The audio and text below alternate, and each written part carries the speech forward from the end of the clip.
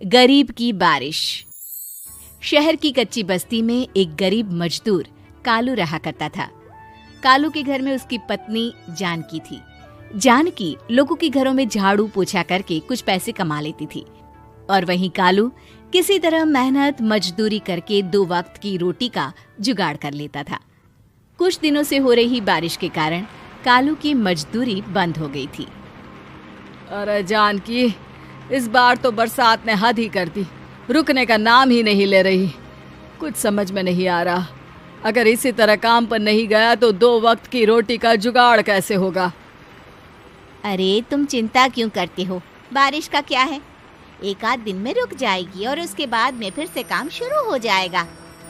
अरे 3 दिन तो हो गए, बरसात तो रुक ही नहीं रही है और आगे भी रुकने के कोई आसार नहीं दिख रहे। तो क्या हुआ, तुम्हारा काम बंद हुआ है ना? मैं तो अभी भी लोगों के घर झाड़ू पोछा करने जाती ही हूँ। मेरे पगार से कुछ दिन तो निकल ही जाएंगे। अरे घर का खर्चा तो हम किसी तरह चला लेंगे जानकी, लेकिन ये जो छत टपक रही है इसका क्या करेंगे? ये बात तो आपकी सही है। हमारी झोपड़ी अब काफी पुरानी हो चुकी है और इसके छप्पर में भी कई सारे छेद हो गए हैं। रात भर पानी टपकता रहता है। अरे मैं भी इसी बात से बहुत परेशान रहता हूँ। कहीं किसी दिन ज्यादा बारिश आ गई तो हमारी झोपड़ी टूटकर बिखर ना जाए। राम राम राम, ऐसी अशुभ बातें क्यों करते हो? अरे ऐसा कुछ नहीं होने वाला। ये झोपड़ी ही तो हमारा सब कुछ है। अगर यही नहीं रही तो हम जाएंगे कहाँ? ठीक है जानकी, जब तुम्हारी पगार मिल जाएगी तो कुछ पैसे बचाकर झोपड़ी के छप्पर की मरम्मत करवा लेंगे। शायद हमारी परेशानी कुछ कम हो जाए। ठीक है जी, अब ना ज्यादा परेशान मत हो। ये लो, खाना खा लो और सो जाओ। सुबह मुझे भी जल्दी काम पर जाना है। जानकी और कालू अपनी झोपड़ी में सो गए। रात को अचानक से बहुत तेज बारिश शुरू हो गई। धीरे धीरे बारिश का पानी कालू की बस्ती में भरने लगा। पानी भरते भरते झोपड़ी के बाहर तक पहुंच गया था। सुबह के वक्त जब कालू और जानकी सोकर उठे, हे भगवान, ये क्या हो गया? बारिश का पानी तो हमारे घरों तक पहुंच चुका है। अब मैं काम पर कैसे जाऊंगी? रहने दो जानकी, तुम आज काम पर मत जाओ। ऐसे पानी से निकल कर जाओगी और बीमार पड़ गई तो लेने के देने पड़ जाएंगे। लेकिन अगर नहीं गई तो मालकिन लोग नाराज हो जाएंगे। आप जानते हैं ना, बड़ी मुश्किल से 1 दिन की छुट्टी भी नहीं देती है। अरे लेकिन जानकी, झोपड़ी के बाहर तो पूरी बस्ती में पानी भरा है, तुम जाओगी कैसे? जानकी जैसे तैसे करके काम पर चली जाती है, लेकिन अगले दिन फिर से बहुत ज्यादा बारिश होती है और बस्ती में ज्यादा पानी भर जाता है। आज तो मैं तुम्हें किसी भी तरह काम पर नहीं जाने दूंगा। अरे अगर तुम्हें कुछ हो गया तो क्या होगा? ठीक है, तुम ठीक ही कहते हो। आज नहीं जाती। अगर मालकिन नाराज हो गई तो मना लूंगी किसी तरह। अरे मनाने वाली क्या बात है? जब तुम बताओगी कि हमारी झोपड़ी में पानी भर गया है तो वो खुद ही समझ जाएंगे ना।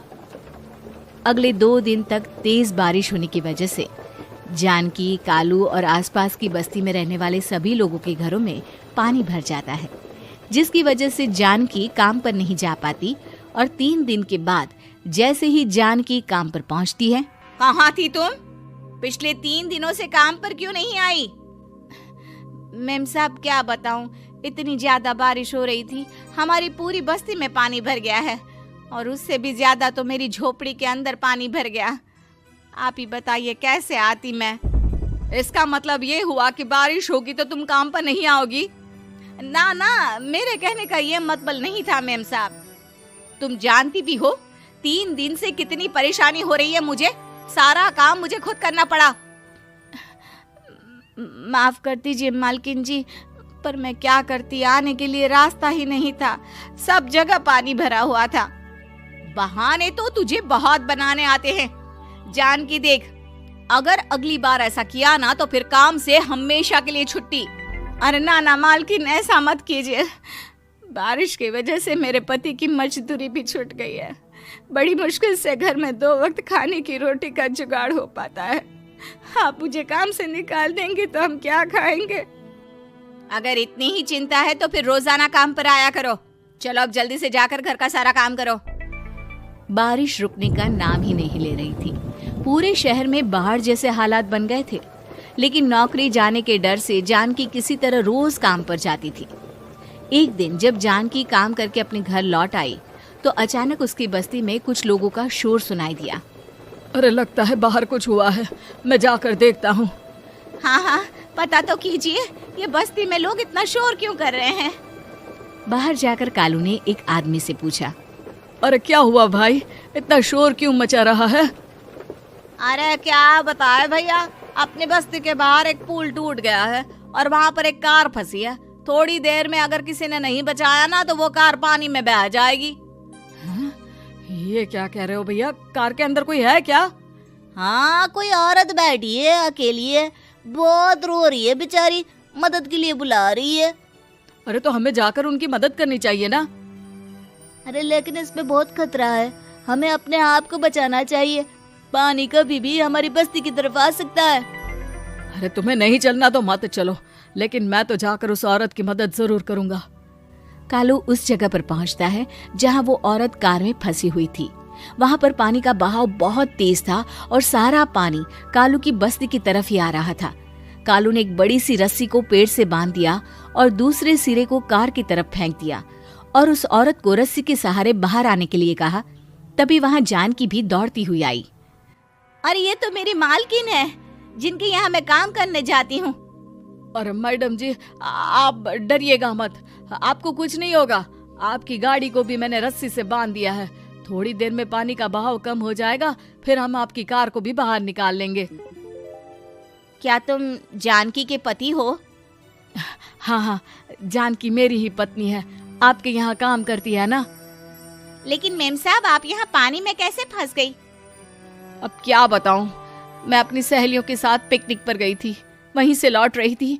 अचानक पानी का बहाव तेज हो गया और मेरी गाड़ी फंस गई। अरे कोई बात नहीं मालकिन, अब ना आप बिल्कुल सुरक्षित हैं। मैं तो बहुत बुरी तरह डर गई थी, कब से मदद के लिए चिल्ला रही थी, लेकिन कोई मेरी मदद के लिए नहीं आया। भला हो तुम्हारा पति का जिसने मेरी जान बचा ली। लेकिन जानकी, मैंने तुम्हारे साथ बहुत गलत व्यवहार किया। इतने खराब मौसम और बाढ़ में भी तुम्हें काम पर आने के लिए कहा, नौकरी से निकालने की धमकी भी दी, और तुमने मेरी जान बचाई। मुझे माफ कर दो। अरे कोई बात नहीं मालकिन, आपकी जान बचाना तो हमारा धर्म था। देखो जानकी, तुम्हारी झोपड़ी में जो भी नुकसान हुआ है उसके लिए मैं तुम्हें पैसे दूंगी। आज तुम्हारे पति ने मेरी जान बचाई है और आज के बाद मैं तुम्हें कभी भी नौकरी से निकालने की धमकी नहीं दूंगी। आज मैं तुम्हारी परेशानी को अच्छी तरह समझ चुकी हूँ। हम जैसे पैसे वाले लोगों के लिए अपने घर में बैठकर बारिश का मजा लेना बहुत आसान है, लेकिन तुम गरीब लोगों के लिए बाढ़ और बारिश काफी परेशानी खड़ी कर देते हैं। ये बात मुझे आज अच्छी तरह समझ आ गई है। आपका बहुत बहुत धन्यवाद मालकिन।